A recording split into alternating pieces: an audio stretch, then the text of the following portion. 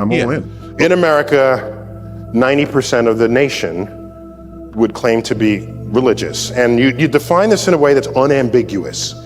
You don't say, well, do you go to church every Sunday? You don't ask that question. Plenty of people go to church who are not religious.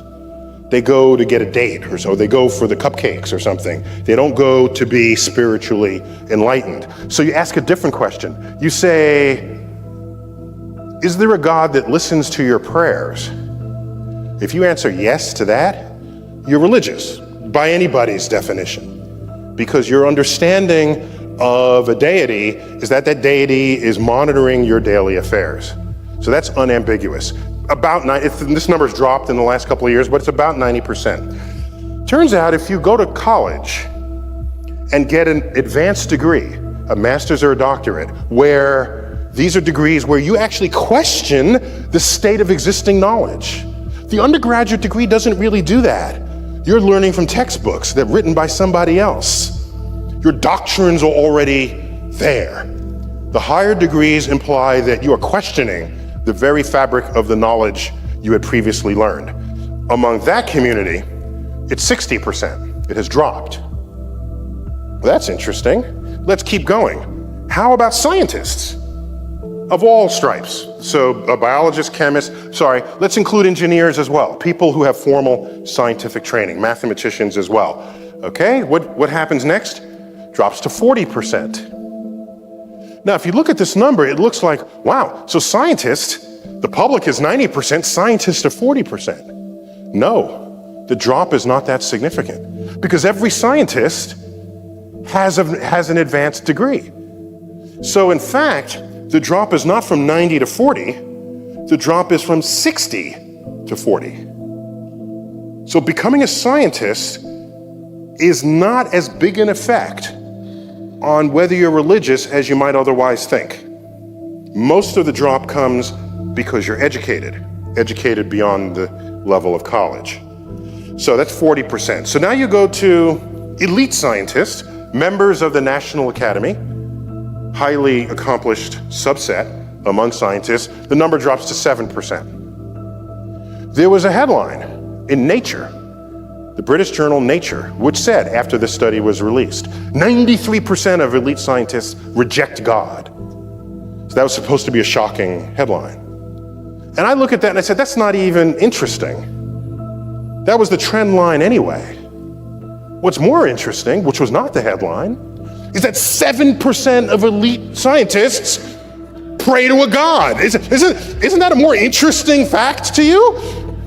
Isn't that kind of interesting?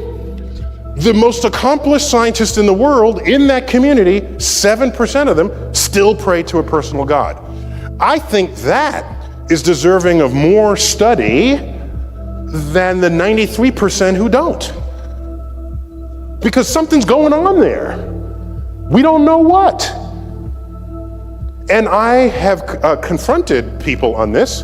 I would say, to the most sort of vociferous in the atheist community, I would say, you're beating the public over the head, telling them, why are you doing it? And I'm thinking, before you beat the public, why don't you beat them over the head, okay? No, I'm just saying, if you're gonna rank, you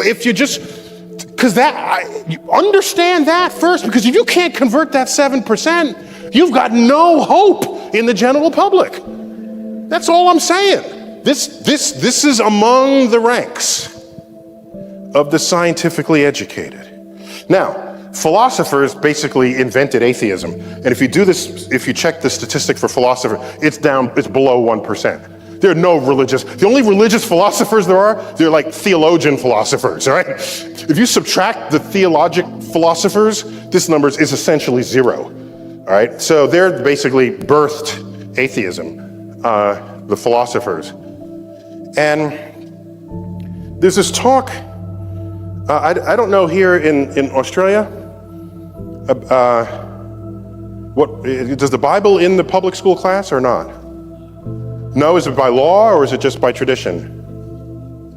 Is it by law? Okay, so in America there's this understanding that the state and the church are separate.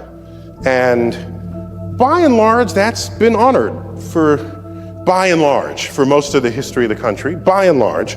And What's interesting about America, a point that was a little bit alluded to earlier today, is that it was founded on the principle that the state has no religion. The state is indifferent to what religion you might have. So that means there's no authority over you that's going to tell you who and what to worship. And that's a state that we all take for granted, but so many places in the world that is not true. Well, there's a case in New Jersey where a middle school kid was lectured to by the history teacher in a public school, and the history teacher said, if you don't accept Jesus as your Lord and Savior, you are going to hell. And there's a little Muslim girl there, said you are already damned to hell. First point. Second, that Noah had dinosaurs on his ark. Third point he made is that Big Bang and evolution are just theories and you can take them or leave them. So, I don't, like I said, I don't get into these. I just don't. We got people who do this. We've got the four horsemen. We got our boy here who's coming up after. We got people who fight this stuff. I'm not one of those, really. I'm doing this because, like, I know you're all, this is the bone I'm throwing you, but I don't do this. So, but then I thought about it and I said, I have an op-ed, a letter to the editor on this that I can write. And I left out the part about Jesus. I left that out. Because if that's how he feels, he wants you to be Christian, that's okay, fine. I left that out. I went to the rest of what he said. And this was my letter, as it appeared in the New York Times. People cited violation of the First Amendment when a New Jersey, that's a separation of church and state, essentially. New Jersey school teacher asserted that evolution and the Big Bang are not scientific and that Noah's Ark carried dinosaurs. The case is not about the need to separate church and state. It's about the need to separate ignorant, scientifically illiterate people from the ranks of teachers. That's the problem.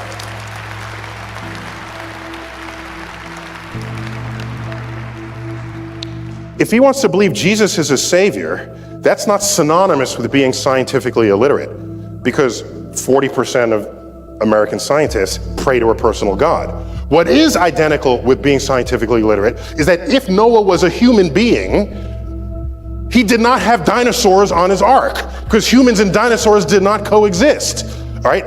Every one of those scientists knows that, even the 40% who pray to God. So this is how I've sort of split the kingdom there. Then you get the billboard wars. Okay, this was fun. Big Bang Theory. You got to be kidding. God. All right. So this goes on. This is what we put up with. All right. So then then there was like, let's come back. Praise Darwin, evolved beyond belief. Freedom from religion found it. So the billboard wars are in progress here. There's some people who are like okay with God and okay with sort of how things evolve, so they ride the fence. So here's a bumper sticker, the Big Bang Theory, God spoke and bang, it happened, So they're excited about both, God and the Big Bang. But then we had this idiot back in May, Judgment Day. Did this Judgment Day stuff reach below the equator? Jeez, okay. Yeah, it was. Now the good thing is unlike other predictions, like Jesus will come one day, this had a date, okay? You could test it. This was like easy to test. You just sort of wait around for it, all right? So, now it turns out that May 21st was only the day Jesus was supposed to show up.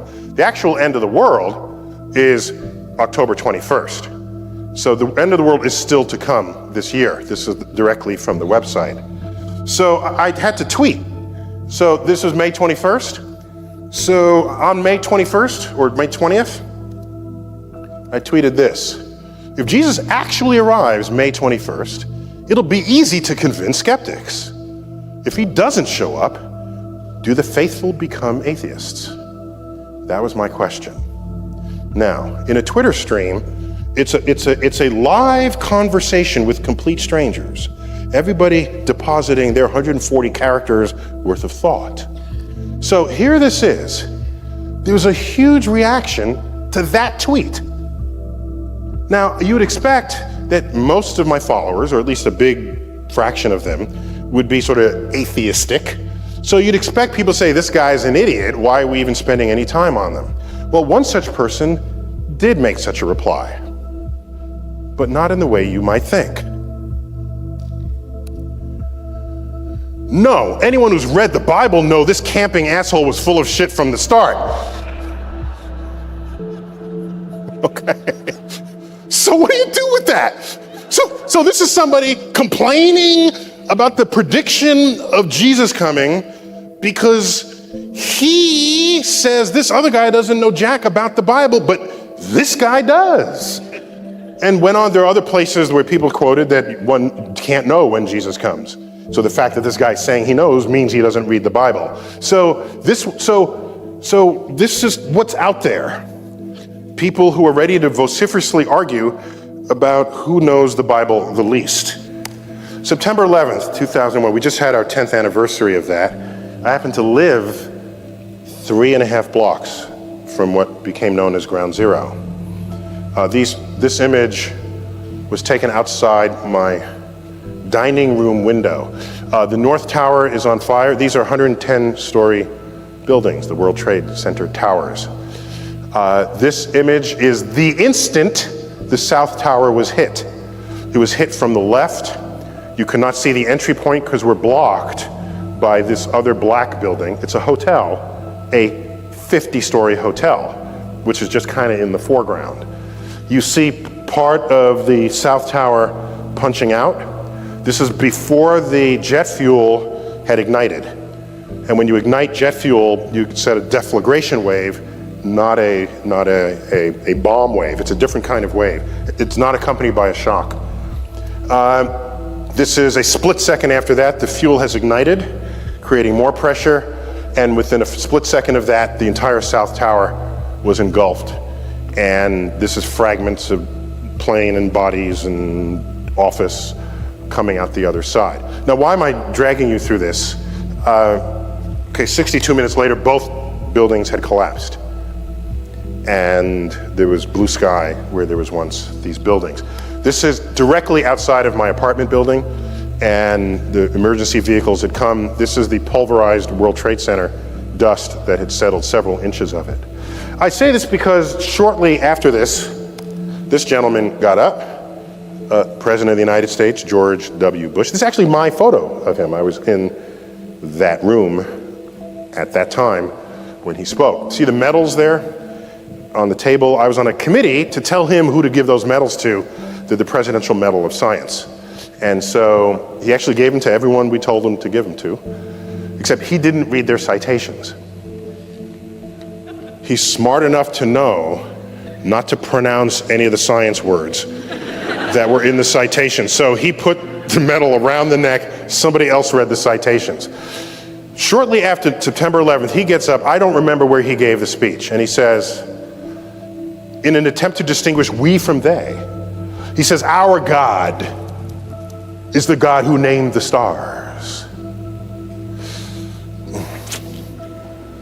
This is before I was on his Rolodex. You know, I could have saved him from himself, okay?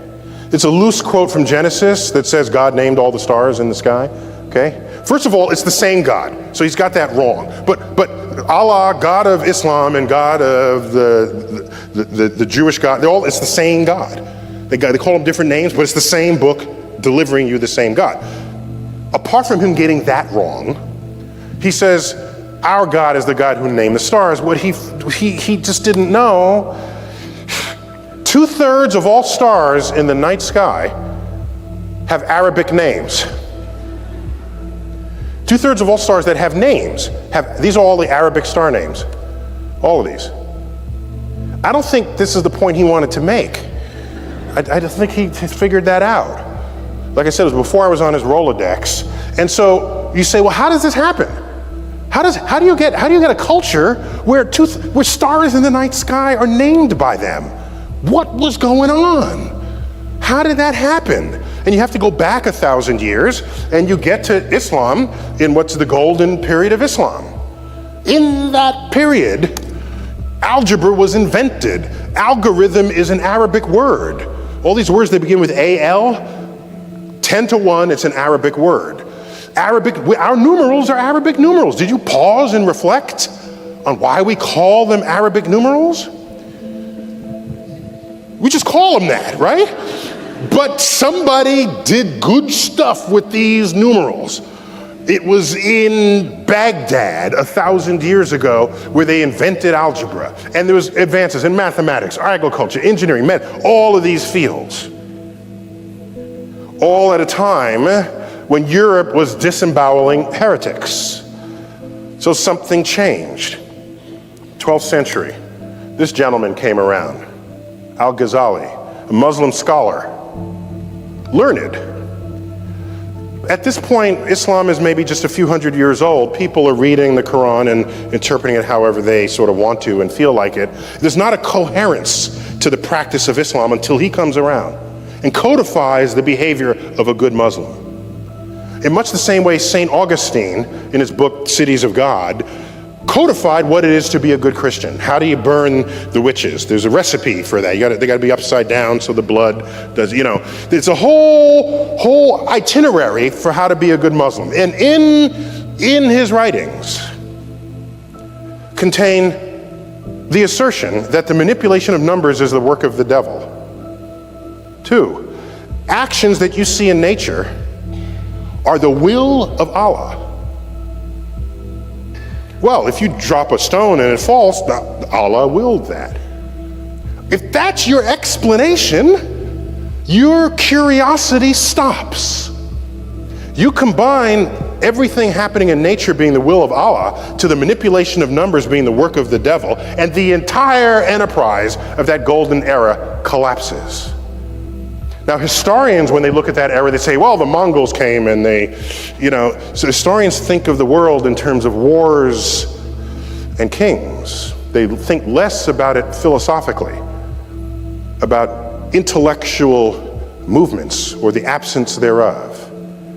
Islam rose again after this period, didn't have science associated with it. No new inventions in math. You look at the period of Islam in Spain, the period where the great Alhambra was built. There is no attendant science going on there. It's done, it's gone, and it is a cost that exists to this day. There is 1.3 billion Muslims in the world today who are not participants on the frontier of scientific discovery. What's the best measure of this? Just check out the Nobel Prizes. I tallied them, okay? How many Jews have won the Nobel Prize? In the sciences, here they go.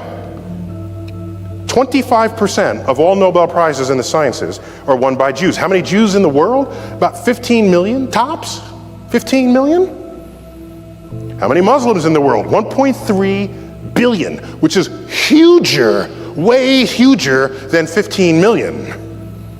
How many Muslims have won the Nobel Prize in the sciences? 2.5. 2.